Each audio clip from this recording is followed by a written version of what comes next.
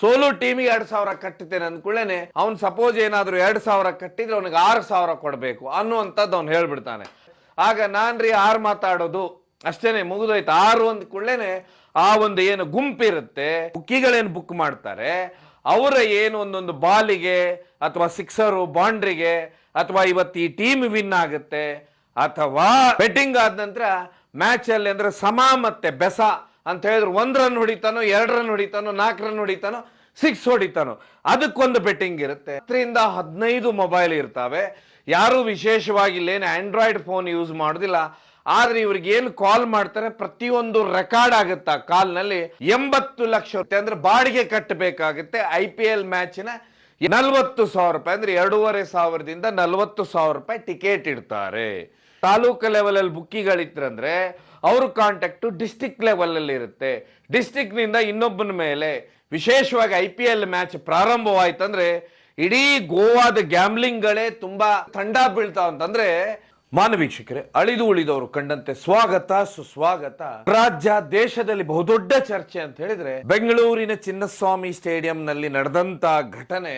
ಇಲ್ಲಿ IPL ಏನ್ match ಏನ್ ಅಹಮದಾಬಾದ್ ಅಲ್ಲಿ RCB ಗೆಲ್ಲುತ್ತೆ, ಅದರ ವಿಜಯೋತ್ಸವನ್ನ ಸರ್ಕಾರ ತನ್ನ ವಿಧಾನಸೌಧದ ಕಟ್ಟೆ ಮೇಲೆ ಮಾಡುತ್ತೆ ಅನ್ನುವಂಥದ್ದೀಗ ಸುಮಾರು ಜನರಿಗೆ ಆಕ್ರೋಶ. ಯಾಕಂತ ಹೇಳಿದ್ರೆ ಒಂದು ಕಡೆ ಅಮಾಯಕರ 11 ಜನ ಬಲಿಯಾದ್ರೆ, ನಾವು ಒಂದು ಲೆಕ್ಕ ಮಾಡ್ತಾ ಹೋದ್ರೆ ಪ್ರತಿ IPL ಮ್ಯಾಚ್ ಪ್ರಾರಂಭವಾದ ಮೇಲೆ ಯಾವೆಲ್ಲ ರೀತಿ ಗ್ಯಾಮ್ಲಿಂಗ್ ನಡೆಯುತ್ತೆ, ಯಾವೆಲ್ಲ ರೀತಿ ಬೆಟ್ಟಿಂಗ್ ನಡೆಯುತ್ತೆ, ಇದೆಲ್ಲಕ್ಕಿಂತ ಹೆಚ್ಚಾಗಿ ರಾಜ್ಯದಲ್ಲಿ ಎಷ್ಟು ಆತ್ಮಹತ್ಯೆಗಳಾಗ್ತವೆ ಅನ್ನೋದು ಇವತ್ತಿನವರೆಗೂ ಸರ್ಕಾರ ಒಂದು ಅಂಕಿ ಅಂಶಗಳನ್ನು ಇಟ್ಕೊಂಡಿಲ್ಲ. ಬೆಟ್ಟಿಂಗ್ ಯಾವ ರೀತಿ ಆಡ್ತಾರೆ ಅನ್ನುವಂಥದ್ದನ್ನು ಇವತ್ತಿನವರೆಗೂ ಸರ್ಕಾರ ಇದರ ಬಗ್ಗೆ ನಿಗಾ ವಹಿಸಿಲ್ಲ ಅನ್ನೋದೇ ತುಂಬಾ ದುರಾದೃಷ್ಟ. ಹೀಗಾಗಿ ಈ ಚರ್ಚೆಯಲ್ಲಿ ಯಾವ ರೀತಿ IPL ನಲ್ಲಿ ಬೆಟ್ಟಿಂಗ್ ಆಗುತ್ತೆ ಅನ್ನುವಂಥದ್ದೇ ನಾವು ಮಾತಾಡ್ತಾ ಹೋಗುವ. ಅದೆಲ್ಲಕ್ಕಿಂತ ಮೊದಲು ನಾವಿಲ್ಲಿ ಮಾತಾಡಬೇಕಾಗಿರೋದು ಏನಂತ ಹೇಳಿದ್ರೆ, ಏನು IPL ಮ್ಯಾಚಿನ ಫೈನಲ್ ಮ್ಯಾಚ್ ಏನು ಇನ್ನೂ 2 ದಿವಸ ಇರುತ್ತೆ. ಕೆಲವು ಪತ್ರಕರ್ತರು ಏನಂತ ಹೇಳ್ತಾರೆ ಅಂದ್ರೆ, ಒಬ್ರು ಮಾಜಿ ಸಚಿವರಿಗೆ ಮೈಕ್ ಹೀಗೆ ಹಿಡಿತಾರೆ, ಹಿಡಿದ ಕೂಡ್ಲೇನೆ ಅವರು ಅಂತ ಹೇಳ್ತಾರೆ, ಸರ್ ಈ ಸರಿ IPL ಮ್ಯಾಚ್ ಅಲ್ಲಿ RCB ಮತ್ತೆ ಪಂಜಾಬ್ ಟೀಮ್ 2 ಫೈನಲ್ ಬಂದಿದ್ದಾವೆ, ನೀವೇನ್ ಹೇಳ್ತೀರಾ ಅಂತ ಕೇಳ್ತಾರೆ. ಆಗ ಅವರು ಆ ಉತ್ತರ ಹಾಕಿ ಕೊಡ್ತಾರಂದ್ರೆ, ಏನ್ರಿ ಮ್ಯಾಚು, ಯಾವ ಮ್ಯಾಚ್ ರೀ, ಏನ್ IPL ಏನ್ IPL ಅಂದ್ರೆ ಈ ದೇಶನ ಪ್ರತಿನಿಧಿಸುತ್ತಾ ಅಥವಾ ಅದರಿಂದ ಯಾರಾದ್ರೂ ಉದ್ಧಾರ ಆದವ್ರು ಇದಾರಾ? ಇರ್ಲಿ, ಯಾವ ಕ್ರೀಡೆ ಅಂತ ನೀವು ನನ್ನನ್ನ ಕೇಳ್ತೀರಾ ರೀ? ಒಬ್ರು ಹಾಕಿಯ ಅಥವಾ ಕಬಡ್ಡಿಯ IPL ಮ್ಯಾಚ್ ಬಗ್ಗೆ, ಬೆಟ್ಟಿಂಗ್ ಮ್ಯಾಚ್ ಗಳ ಬಗ್ಗೆ ಕೇಳ್ತಿರಲ್ಲ ಅಂತ ಹೇಳಿ ಒಂದು ಉತ್ತರವನ್ನ ಹೇಳ್ತಾರೆ. ಪ್ರಶ್ನೆಗೆ ಉತ್ತರವನ್ನ ಕೊಟ್ಟಾಗ IPL ಇಮೇಜ್ ಏನಿದೆ ಅನ್ನುವಂಥದ್ದು ಸರ್ಕಾರ ತಿಳ್ಕೋಬೇಕಾಯಿತು. ಸರ್ಕಾರ ಎಲ್ಲರ ಮಧ್ಯೆ ಜಾಗೃತಿ ಮೂಡಿಸಬೇಕಾಗಿತ್ತು ಇದ್ರ ಬಗ್ಗೆ. ತುಂಬಾ ದುರಾದೃಷ್ಟ ಅಂತ ಹೇಳಿದ್ರೆ 11 ಜನ ಬಲಿಯಾಗ್ತಾರೆ. ಬಲಿಯಾದಂತವರ ವಯಸ್ಸು 14 ವರ್ಷದಿಂದ 35, ಅದರ ಮಧ್ಯ 19 ವರ್ಷ, 22 ವರ್ಷ, 28 ವರ್ಷ ಏನ್ ಮದುವೆ ಆಗುವಂತವ್ರು ಇದ್ದಂತವ್ರು ಎಲ್ಲರೂ ಬಲಿಯಾಗ್ತಾರೆ. ತೀರಾ ದುರಾದೃಷ್ಟ ಅಂತ ಹೇಳಿದ್ರೆ ಮ್ಯಾಚ್ ಅನ್ನ ಅಂದ್ರೆ ಇಡೀ ತಂಡವನ್ನ ತಲೆಯಲ್ಲಿ ಇಟ್ಕೊಂಡ್ ಬಿಟ್ಟಿರ್ತಾರೆ. ಇದು ನಮ್ಮ ಮುಂದೆ ಏನು ಈ ಆಟ ಆಡ್ತಾರೆ ಇದೆಲ್ಲ ಸತ್ಯ. ಆದರೆ ನಾವು ಇಲ್ಲಿ ಸುಮಾರು ವಿಷಯಗಳನ್ನ ತಿಳ್ಕೊಂಡು ತುಂಬಾ ಫ್ಯಾನ್ಸ್ ಆಗ್ಬಿಡ್ತಾರೆ. ಕೊನೆಗೆ ಇವತ್ತಿನ ಕಾಲದಲ್ಲಿ 1 ಅಥವಾ 2 ಮಕ್ಕಳಿರ್ತಾವೆ. ಇವತ್ತು ನೀವು ಆಕ್ರಂದನ ರೋದನವನ್ನ ನೋಡ್ತಾ ಇದ್ದೀರಾ ಎಲ್ಲ ಟಿವಿಗಳಲ್ಲಿ. 100 ಕೋಟಿ ನಮ್ಮ ಹತ್ರ ಇದೆ, ಏನ್ ಸರ್ಕಾರ ಯಾವ ಪರಿಹಾರ ಕೊಟ್ಟು ನಾವೇನ್ ತಗೊಂಡು ಏನ್ ಮಾಡ್ಬೇಕು? ನಮ್ಮ ಮಗನೇ ಹೋದ ಮೇಲೆ ಯಾರು ದಿಕ್ಕು? ನಮಗೆ ನಮ್ಮ ಮಗಳು ಹೋದ ಮೇಲೆ ಯಾರು ದಿಕ್ಕು ಅನ್ನುವಂಥದ್ದು ನೀವು ಸುಮಾರು ಬಾರಿ ಕೇಳ್ತಾ ಇರ್ತೀರಾ. ಆದ್ರೆ ತುಂಬಾ ವಿಚಿತ್ರ ಅಂತ ಹೇಳಿದ್ರೆ ಇದರ IPL ನ ಅಡ್ಡ ಪರಿಣಾಮದ ಬಗ್ಗೆ ಸರ್ಕಾರಕ್ಕೆ ಇವತ್ತಿನವರೆಗೂ ಗೊತ್ತಿಲ್ಲ ಅನ್ನೋದು ತುಂಬಾ ದುರಾದೃಷ್ಟ. ಯಾಕಂತ ಹೇಳಿದ್ರೆ ಇದನ್ನ ಸದಾ ಸ್ವಲ್ಪ ಜನ ಅಂತ ಹೇಳಿದ್ರೆ ರಾಜ್ಯದಲ್ಲಿ ಸುಮಾರು ಜನ ಇವತ್ತಿಗೂ ಈ ಆಟ ಬಂದ ನಂತರ IPL ಪ್ರಾರಂಭವಾಯ್ತು ಅಂದ ಕೂಡಲೇ ಎಲ್ಲ ಇಡೀ ರಾಜ್ಯದೇ ಒಂದು ಕ್ರೈಮ್ ರಿಪೋರ್ಟ್ ಅನ್ನ ತಗೊಳ್ಳಿ, ಕಳ್ಳತನದ ಅಂಕಿ ಅಂಶಗಳನ್ನ ತಗೊಳ್ಳಿ, ಊರೂರು ತಾಲೂಕುಗಳಲ್ಲಿ ಹಳ್ಳಿಗಳಲ್ಲಿ ಕಳ್ಳತನದ ಅಂಕಿ ಅಂಶ ತಗೊಳ್ಳಿ, ಕಳ್ಳತನ ಜಾಸ್ತಿ ಹಾಕೊಂಡು ಹೋಗ್ಬಿಡುತ್ತೆ. ಕಾರಣ ಏನು ಅಂದ್ಕೊಳ್ಳೇನೆ IPL ನಲ್ಲಿರುವಂತ ಬೆಟ್ಟಿಂಗ್. ಹಾಗಾದ್ರೆ ಏನಪ್ಪ ಇದು ಬೆಟ್ಟಿಂಗು ಅನ್ನುವಂಥದ್ದೇ ಇಲ್ಲಿ ಬರುವಂತದ್ದು. ಆದ್ರೆ ಇದೇ IPL ನ ಯಾವೆಲ್ಲ ರೀತಿ ದುರ್ಬಳಕೆ ಮಾಡ್ಕೊಳ್ತಾರಂತ ಹೇಳಿ ನೀವೇನಾದ್ರೂ ಕೇಳಿಬಿಟ್ರೆ ನೀವೆಲ್ಲ ದಂಗ ಬೀಳ್ತೀರಾ. ಅದಕ್ಕೋಸ್ಕರನೇ IPL ಅಂದ್ರೆ ಏನು, ಅದರ ಸತ್ಯತೆ ತಿಳ್ಕೊಳ್ಳೋದು ನಮ್ಮ ಬಹುಮುಖ್ಯ ಕರ್ತವ್ಯ ಆಗಿದೆ. 100 ಕೋಟಿಯ ವಾರ ಹೇಗಿದೆ ಅಂತ ನಾವು ತಿಳ್ಕೊಳ್ಬೇಕಾದ್ರೆ ಮೊದಲಿಗೆ ಬರಬೇಕು ನಾವು ಚಿನ್ನಸ್ವಾಮಿ ಸ್ಟೇಡಿಯಂಗೆ. ಏನು ಯಾವ ರೀತಿ ಸ್ಟೇಡಿಯಂಗೆ ಮತ್ತೆ IPL ಮ್ಯಾಚ್ಗೆ ಒಪ್ಪಂದ ಇರುತ್ತಂತ ನಾವು ನೋಡ್ತಾ ಹೋದ್ರೆ, ಒಂದು IPL ಮ್ಯಾಚ್ಗೆ 80 ಲಕ್ಷ ಅಂದ್ರೆ ಬಾಡಿಗೆ ಕಟ್ಟಬೇಕಾಗುತ್ತೆ. IPL ಮ್ಯಾಚಿನ ಯಾರಿ ಟೂರ್ನಮೆಂಟ್ ಅಂತ ಹೇಳಿದ್ರೆ ಟೂರ್ನಮೆಂಟ್ ಕಂಡಕ್ಟ್ ಎಲ್ಲ ಮಾಡಿರ್ತಾರೆ, ಅವ್ರು ಅಲ್ಲಿ 80 ಲಕ್ಷ ರೂಪಾಯಿ ಕಟ್ಟಬೇಕು. ಇದೆಲ್ಲಾನು ಅಂತ ಹೇಳಿದ್ರೆ ಇವೆಂಟ್ ಇಂದ ಇವೆಂಟ್ಗೆ ಹೋಗುವಂತದ್ದು. 80 ಲಕ್ಷ ರೂಪಾಯಿ ಒಂದು ಮ್ಯಾಚಿಗೆ ಕಟ್ಟಬೇಕಾದ್ರೆ ನಿಮಗೆ ಗೊತ್ತು ಆ ಮ್ಯಾಚಿನ ಸಮಯ ಎಷ್ಟಿರುತ್ತಂತ ಹೇಳಿ.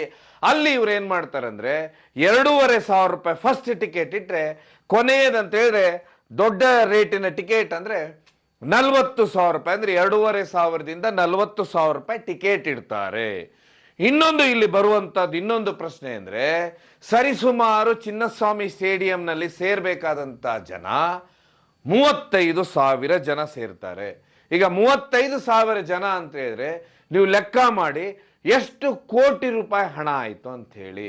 ಒಂದು ಕಡೆ ಇದಾದ್ರೆ ಅದೇ ರೀತಿ ಕರ್ನಾಟಕ ರಾಜ್ಯಕ್ಕೆ ನಾವು ತಗೊಂಡ್ಬಿಟ್ರೆ ಎಲ್ಲಾ ತಾಲೂಕುಗಳಿರ್ಬೋದು ಅಥವಾ ಜಿಲ್ಲಾ ಕೇಂದ್ರಗಳಿರ್ಬೋದು, ಇಲ್ಲಿ IPL ಮ್ಯಾಚ್ ನಡೀತಂದ್ರೆ ಅದಾಗ್ಲೇನೆ ಒಂದು ತಿಂಗಳು ಮೊದಲನೇ IPL ಟೀಮ್ನ ಟೂರ್ನಾಮೆಂಟ್ ಯಾವತ್ತು ಟೈಮ್ ಟೇಬಲ್ ಎಲ್ಲ ಘೋಷಣೆ ಆಗುತ್ತೆ, ಆಗಲೇ ಪ್ರತಿ ಊರಲ್ಲಿ ಬುಕ್ಕಿಗಳು ರೆಡಿ ಆಗಿಬಿಡ್ತಾರೆ.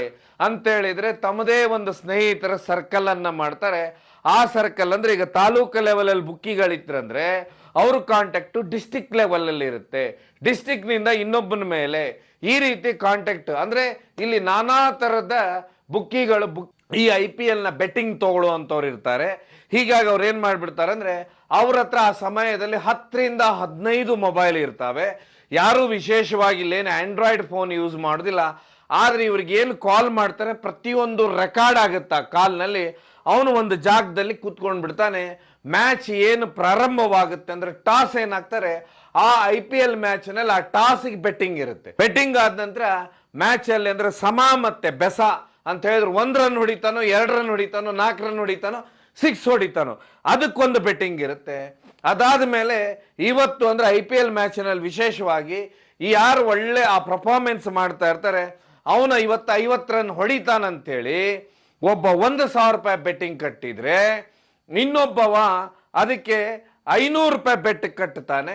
ಆಗ ಏನಾದ್ರೂ ಅವನು 50 ರನ್ ಹೊಡಿಲಿಲ್ಲ, ಫೇಮಸ್ ಆಟಗಾರ ಅಂದ್ರೆ ಆ ಸಿರೀಸ್ ನಲ್ಲಿ ಚೆನ್ನಾಗಿ ಆಡದಂತವನು, ಆಗ ಅವನು 500 ಕಟ್ಟಿದ್ರು ಅವನಿಗೆ ಏನಂತ ಹೇಳಿದ್ರೆ ಅದಕ್ಕೆ ತಿರುಗಿ ಅದಕ್ಕೆ 1,000 ರೂಪಾಯಿ ಬರುತ್ತೆ. ಅದರರ್ಥ ಇದು ಬೆಟ್ಟಿಂಗ್ ಅಂತ ಹೇಳಿ.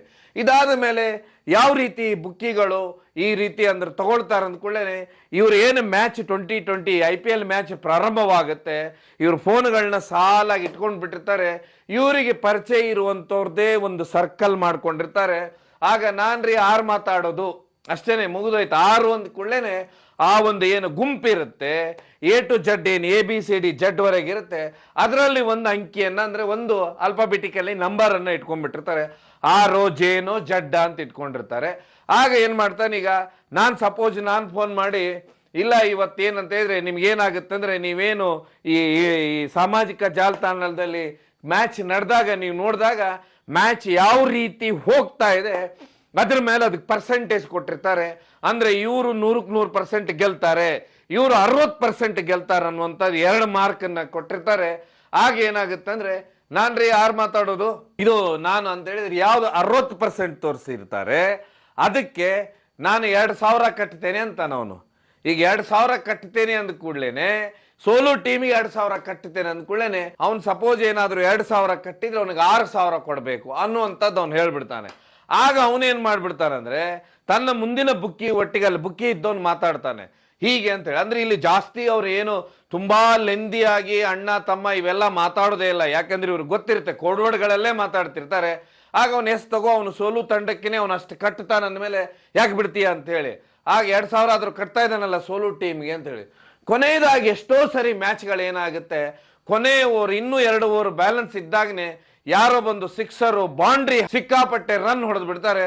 ಯಾರು ಸೋಲ್ತಾ ಇರ್ತಾನೆ ಅವನು ಗೆದ್ದು ಬಿಡ್ತಾನೆ, ಅವನಿಗೆ ಹಣಕ್ಕೆ 3 ಪಟ್ಟು ಹಣ ಬರುತ್ತೆ.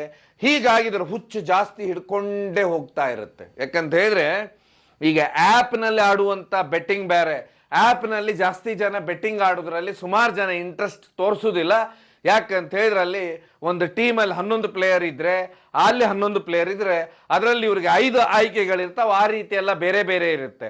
ಆದ್ರೆ ಊರುಗಳಲ್ಲಿ ನಡೆಯುವಂತದಂದ್ರೆ ಬುಕ್ಕಿಗಳೇನು ಬುಕ್ ಮಾಡ್ತಾರೆ, ಅವರ ಏನು ಒಂದೊಂದು ಬಾಲಿಗೆ ಅಥವಾ ಸಿಕ್ಸರು ಬೌಂಡ್ರಿಗೆ ಅಥವಾ ಇವತ್ತು ಈ ಟೀಮ್ ವಿನ್ ಆಗುತ್ತೆ ಅಥವಾ ಇಂಥ ವ್ಯಕ್ತಿ ಅಂತ ಹೇಳಿದ್ರೆ 50 ರನ್ ಹೊಡಿತಾನೆ ಅನ್ನುವಂಥದ್ದು ಹೆಚ್ಚು ಬೆಟ್ಟಿಂಗ್ ಆಗ್ತಾವೆ. IPL ಮ್ಯಾಚ್ ಅಲ್ಲಿ ಯಾವತ್ತು 100 ರನ್ನಿಗೆ ತುಂಬಾ ಕಡಿಮೆ ಬೆಟ್ಟಿಂಗ್ ಆಗುವುದು ಅನ್ನುವಂಥದ್ದು ಸುಮಾರು ಬುಕ್ಕಿ ಅಂದ್ರೆ ಅಳಿದು ಉಳಿದವರು ಇಲ್ಲಿ ಸುಮಾರು ಜನ ಹೇಳ್ತಾರೆ. ಈ ಬುಕ್ಕಿಗಳೇನ್ ಮಾಡ್ತಾರೆ ಅಂತ ಹೇಳಿದ್ರೆ ಈ ರೀತಿ ಅಂತ ಹೇಳಿದ್ರೆ ಅವ್ರದ್ದೊಂದು ಟೀಮ್ ಅಂತ ಹೇಳಿದ್ರೆ ಅವರು ಕ್ಲೋಸ್ ಸರ್ಕಲ್, ಒಂದು ಊರು ಅಂತ ಹೇಳಿದ್ರೆ ಅಲ್ಲಿ ಸರಿ ಸುಮಾರು ಒಂದು 3 ಲಕ್ಷ ಜನ ಇದ್ರೆ ಅವ್ರದ್ದೇ ಒಂದು ಕ್ಲೋಸ್ ಸರ್ಕಲ್ ನ ಮಾಡಿ ಇಟ್ಕೊಳ್ತಾರೆ. ಈಗ ಸಪೋಸ್ ಈ ಬುಕ್ಕಿಗೆ ಅವನಿಗೆ ಕಾಂಟ್ಯಾಕ್ಟೇ ಇರುವುದಿಲ್ಲ ಅಂದ್ರೆ, ಈಗ ಇವನಿಲ್ಲ ಆಡ್ತಾನಲ್ಲ, ಅವನಿಂದ ಪಕ್ಕದಲ್ಲಿ ಒಂದಿಷ್ಟು ಹುಡುಗರು ಇರ್ತಾರೆ, ಅವ್ರು ಇವನು ದುಡ್ಡು ಏನೋ ಬರುತ್ತಲ್ಲಪ್ಪ ಅಂತ ಅವ್ರು ಇಂಪ್ರೆಸ್ ಆಗಿರ್ತಾರೆ. ಅವ್ರು ಏನ್ ಮಾಡ್ತಾರೆ ಅಂದ್ರೆ, ನಂದು ಒಂದು 500 ಹೇಳೋ, ನಂದು ಒಂದು 1000 ಹೇಳೋ ಅಂತೇಳಿ. ಆದ್ರೆ ಇಲ್ಲಿಂದ ಯಾರು ಫೋನ್ನಲ್ಲಿ ಮಾತಾಡ್ತಾನೆ ಅವನಿಗೆ ಬುಕ್ಕಿಗೆ ನೇರವಾಗಿ ಕಾಂಟ್ಯಾಕ್ಟ್ ಇರುತ್ತೆ. ಹೀಗಾಗಿ ಅವನೇನ್ ಮಾಡ್ಬಿಡ್ತಾನಂದ್ರೆ, ಇವನು ನಾಳೆ ಅಂತ ಹೇಳಿದ್ರೆ ಏನು ಹಿಂದೆ ಮುಂದೆ ಆದ್ರೂ ಆಮೇಲೆ ದುಡ್ಡು ಇವನು ಕೊಡ್ಬೇಕು, ಅದು ದುಡ್ಡಿನ ಜವಾಬ್ದಾರಿ ಇದ್ದಾಗೆ ಅಂತ ಹೇಳಿದ್ರೆ ಗೋವಾದಲ್ಲಿ ಯಾವ ರೀತಿ ಗ್ಯಾಮ್ಲಿಂಗ್ಗಳು ನಡೀತಾವೆ ಅದೇ ರೀತಿ ವಿಶೇಷವಾಗಿ IPL ಮ್ಯಾಚ್ ಪ್ರಾರಂಭವಾಯ್ತಂದ್ರೆ ಇಡೀ ಗೋವಾದ ಗ್ಯಾಮ್ಲಿಂಗ್ಗಳೇ ತುಂಬಾ ತಪ್ಪಂದ್ರೆ ತಂಡ ಬೀಳ್ತಾವ ಅಂತಂದ್ರೆ ಇಡೀ ಮಾರ್ಕೆಟ್ ಯಾವ ರೀತಿ ಸ್ತಬ್ಧವಾಗುತ್ತೆ. IPL ಮ್ಯಾಚ್ ಪ್ರಾರಂಭವಾಗಿಬಿಟ್ರೆ ಎಷ್ಟೋ ಜನ ಎಲ್ಲರೂ ಟಿವಿ ಮುಂದೆ ಇರ್ತಾರೆ. ಅದೇ ರೀತಿ ಗೋವಾದ ಜೂಜಾಟಗಳ ಅಡ್ಡೆಗಳು ನಿಂತು ಹೋಗ್ಬಿಟ್ಟಿರ್ತಾವ ಅನ್ನುವಂಥದ್ದು ಚಿತ್ರ. ಯಾಕಂತ ಹೇಳಿದ್ರೆ ಇದು ಯಾರ ಕಣ್ಣಿಗೂ ಯಾವ ರೀತಿ ಗ್ಯಾಮ್ಲಿಂಗ್ ನಡೀತೆ, IPL ಅಲ್ಲಿ ಬೆಟ್ಟಿಂಗ್ ನಡೀತೆ ಅಂತ ಗೊತ್ತಾಗುದಿಲ್ಲ.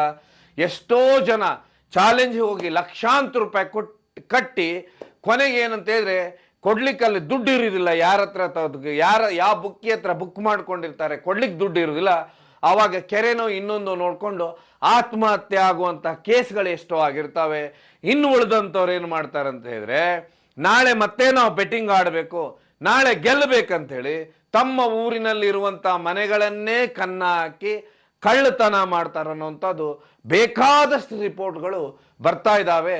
ತುಂಬಾ ದುರಾದೃಷ್ಟ ಅಂತ ಹೇಳಿದ್ರೆ IPL ಪ್ರಾರಂಭವಾದ ನಂತರನೂ ಇದ್ರ ಬಗ್ಗೆ ಯಾವುದೇ ರೀತಿ ಅಂತ ಹೇಳಿದ್ರೆ ಸರಿಯಾಗಿ ಇದರ ಬಗ್ಗೆ ಕುಲಂಕುಷವಾಗಿ ವಿಚಾರಣೆ ನಡೀತಾ ಇಲ್ಲ. ಇದೆಲ್ಲಕ್ಕಿಂತ ಹೆಚ್ಚಾಗಿ ಈ ಸಮಾಜಕ್ಕೆ ಬೇಕಾ ಅಥವಾ ಬೇಡ ಅನ್ನುವಂಥದ್ದನ್ನು ಇವತ್ತಿನವರೆಗೂ ನಿರ್ಧಾರ ಆಗ್ತಾ ಇಲ್ಲ ಅಂತ ಹೇಳಿದ್ರೆ, ಒಂದು ಕಡೆ ಸಂಪೂರ್ಣವಾಗಿ ಯಾವುದೋ ಸೋಲುವಂತ ಮ್ಯಾಚ್ಗಳು ಗೆದ್ದೋಗ್ಬಿಡ್ತವೆ, ಯಾವುದೋ ಗೆಲ್ಲುವಂತ ಮ್ಯಾಚ್ಗಳು ಸೋತೋಗ್ಬಿಡ್ತವೆ. ಇದರ ಬಗ್ಗೆ ಇನ್ನೂವರೆಗೂ ಯಾರು ಮಾತಾಡುವುದಿಲ್ಲ. ಆ ಬೆಟ್ಟಿಂಗ್ ದೃಷ್ಟಿಕೋನದಲ್ಲೇ ನೋಡುವಂತವ್ರು ಇರ್ತಾರೆ. ಹೀಗಾಗಿ ಸರ್ಕಾರ ನಾವು ನೀವೆಲ್ಲ ಯೋಚನೆ ಮಾಡಬೇಕು. ಕಪ್ಪು ನಮ್ಮದು ಅಂದ್ಕೊಳ್ಳೇನೆ ತಪ್ಪು ಯಾರದು ಅನ್ನುವಂಥದ್ದು ಬಹುದೊಡ್ಡ ಪ್ರಶ್ನೆ ಬರುತ್ತೆ. ಗೆಲುವಿನ ಆಚರಣೆ ಮಾಡ್ಬೇಕನ್ನೋ ಮೂಡಲ್ಲೇ ಇದ್ರು ಅನ್ನುವಂಥದ್ದು ತುಂಬಾ ದುರಂತ. ಯಾಕಂತ ಹೇಳಿದ್ರೆ ಈಗ ಏನಲ್ಲಿ ಪ್ರಾಣವನ್ನ ಬಿಟ್ಟಿದ್ದಾರೆ ಅವರೆಲ್ಲ ಪಾಪ ಅಮಾಯಕರು. ಅವ್ರು ಏನು ತಪ್ಪು ಮಾಡಿದ್ರು ಅನ್ನುವಂಥದ್ದೇ ಬಹುದೊಡ್ಡ ಪ್ರಶ್ನೆ. ಯಾಕಂತ ಹೇಳಿದ್ರೆ ಅವರೇನು ನಾನೀಗ IPL ಅನ್ನುವಂಥದ್ದು ಈ ರೀತಿ ಪಾಪ್ಯುಲಾರಿಟಿ ಮಾಡೋದಕ್ಕೆ ಬೇರೆ ಯಾವೆಲ್ಲ ಕಾರಣಗಳಿದೆ ಅಂತ ನಾನೇನು ಹೇಳಿದೆ. ಆದ್ರೆ ಇವೆಲ್ಲ ಕಾರಣಗಳು ಗೊತ್ತಿರ್ಲಾರ್ದಂತ ಅಮಾಯಕರು ಪಾಪ ಅವ್ರೇನ್ ಮಾಡ್ತಾರೆ, IPL ನಮ್ಮ ತಂಡ ಗೆದ್ದು ಬಿಟ್ಟಿದೆ ಅಂತೇಳಿ ಆ ಬೇರೆ ಬೇರೆ ಊರಿನಿಂದ ಬಂದು ಆ ಸ್ಟೇಡಿಯಂ ಡೋರ್ಗಳಲ್ಲಿ ಕಾಯ್ತಾ ಇರುವತ್ತಿಗೆ ಒಂದು ಸರಿ ಫ್ರೀ ಟಿಕೆಟ್ ಅಂತ ಆಗುತ್ತೆ, ನಂತರ ಆ್ಯಪ್ನಲ್ಲಿ ಟಿಕೆಟ್ ಡೌನ್ಲೋಡ್ ಮಾಡ್ಕೊಳ್ಳಿ ಅಂತ ಆಗುತ್ತೆ, ಆ್ಯಪ್ನಲ್ಲಿ ಟಿಕೆಟ್ ಡೌನ್ಲೋಡ್ ಮಾಡಿಕೊಂಡು ನಂತರ ಈ ಗೇಟ್ ಅಂತ ಆಗುತ್ತೆ. ಆ ಗೇಟಿನಲ್ಲಿ ಏನು ಮೇಲೆಲ್ಲ ಜನ ಸೇರಿರ್ತಾರೆ, ಆ ಜನರನ್ನ ಅಲ್ಲಿದ್ದಂಥ ಸೆಕ್ಯೂರಿಟಿಗಳು ಇಳಿಸ್ಲಿಕ್ಕೆ ಪ್ರಾರಂಭ ಮಾಡ್ತಾರೆ. ಆವಾಗ ಏನಾಗುತ್ತೆ, ದೊಡ್ಡ ಮಟ್ಟದ ಆ ಗೇಟಿನಲ್ಲಿ ನೂಕಾಟ ತಳ್ಳಾಟ ನಡೆಯುತ್ತೆ. ಪಾಪ ಹೆಣ್ಮಕ್ಳು ಇವರೆಲ್ಲ ಮುಂದೆ ನಿಂತ್ಕೊಂಡಿರ್ತಾರೆ. ಏನು ಮುಂದೆ ಗೇಟ್ ಒಡೆದು ಹೋಗ್ತಾರೆ, ಅಲ್ಲಿ ಬ್ಯಾರಿಕೇಡ್ ಇರುತ್ತೆ, ಬ್ಯಾರಿಕೇಡ್ ಅಲ್ಲಿ ಸುಮಾರು ಜನ ಕಾಲು ಸಿಕ್ಕಾಕೊಳ್ಳುತ್ತೆ, ನಂತರ ಅವರು ಕೆಳಗೆ ಬೀಳ್ತಾರೆ. ಆದ್ರೆ ತುಂಬಾ ದುರಾದೃಷ್ಟ ಅಂದ್ರೆ ಅಮಾಯಕರು ಇದಕ್ಕೆ ಪ್ರಾಣ ತೆತ್ತುತ್ತಾರೆ. ಅವರೆಲ್ಲರ ಆತ್ಮಕ್ಕೆ ಶಾಂತಿ ಸಿಗಲಿ ಅಂತ ಹೇಳಿ ಸರ್ಕಾರ ಹಾಗೂ ಪೊಲೀಸ್ ತನಿಖೆಯಿಂದ ಸತ್ಯತೆ ಹೊರಗೆ ಬೀಳ್ಬೇಕು ಅನ್ನುತ್ತಾ ಈ ಕಾರ್ಯಕ್ರಮವನ್ನು ಮುಗಿಸ್ತೇನೆ. ಕಾರ್ಯಕ್ರಮ ನೋಡಿದ್ದಕ್ಕೆ ಧನ್ಯವಾದ. ಇದು ಕೇವಲ ಜನಜಾಗೃತಿ.